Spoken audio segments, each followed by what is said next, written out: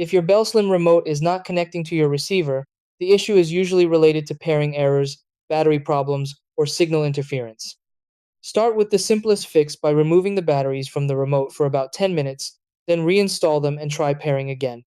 To pair the remote, press and hold the home button for around 5 seconds until the indicator light flashes, then go to your receiver settings, open remote control settings, and choose Pair New Remote. Follow the on-screen instructions and confirm the connection using the volume buttons. If the remote still doesn't respond, try a deeper reset. Some models include a small reset button on the back that can be pressed using a paper clip, while newer versions can be reset through the Bell TV app. It also helps to power cycle the receiver by unplugging it for about 30 seconds and letting it fully restart before pairing again. Keep the remote within range and avoid interference from nearby electronics like Wi-Fi routers or LED devices. Finally, check for receiver firmware updates since newer software versions have fixed many connection problems and improved remote stability.